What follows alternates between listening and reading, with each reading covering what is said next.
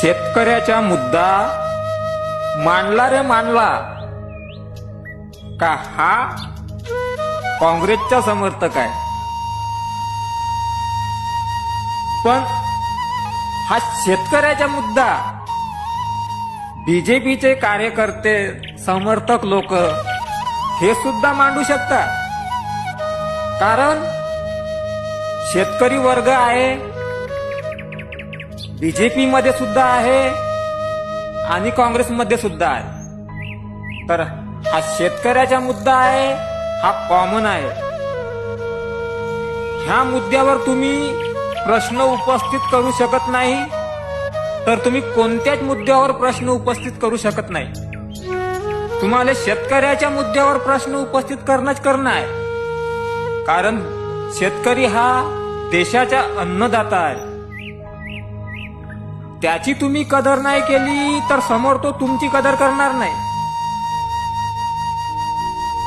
त्याला इलेक्शनच्या वेळेस तुम्ही एक वेळा फसवलं होतं, वारंवार हे फसवणं जमणार नाही. आता तो वाट पाहत आहे आपल्या 30 जूनची, आणि 30 जूनला हे अगर त्याचे मनामध्ये जे आक्रोश भरलेला आहे त्याला तुम्ही शांत नाही केल्या ना, तो आक्रोश फुटून निघेल. तर ह्या शेतकऱ्याची जी काही समस्या आहे त्याबाबत सरकारनं थोडंसं काळजी घ्यावी, त्यांचं निराकरण करावं. पण तसं नाही, इथं मुद्दा येतो तो बीजेपीचा समर्थक आहे, तो काँग्रेसचा समर्थक आहे. अरे शेतकऱ्याचा मुद्दा मांडण्यासाठी का काँग्रेसचा समर्थक बनणं पडन का बीजेपीचा समर्थक बनणं पडन? अरे इथं सगळेच लोक कास्तकार आहेत. कास्तकाराचा मुद्दा मांडण्यासाठी कोणत्याच पक्षामध्ये जायची गरज नाही. हा आपला एक शेतकरी पक्ष आहे.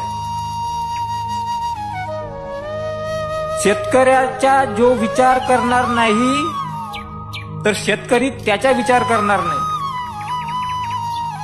ही एक वेळ येईल. म्हणून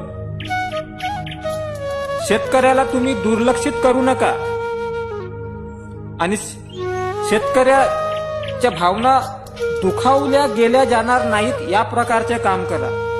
आणि प्रश्न राहिला तो काँग्रेसचा आहे आणि भाजपाचा आहे, हा प्रश्न बाजूला ठेवा आणि शेतकऱ्याच्या प्रश्नावर तुम्ही थोडा विचार करा. कारण त्याच्या प्रश्नाकडे तुम्ही लक्ष दिले नाही तर तो तुमच्याकडे लक्ष देणार नाही. आणि देशामध्ये शेतकरी वर्ग भरपूर प्रमाणात आहे, म्हणून ह्या आमच्या शेतकऱ्याकडे लक्ष द्या. जय जवान जय किसान.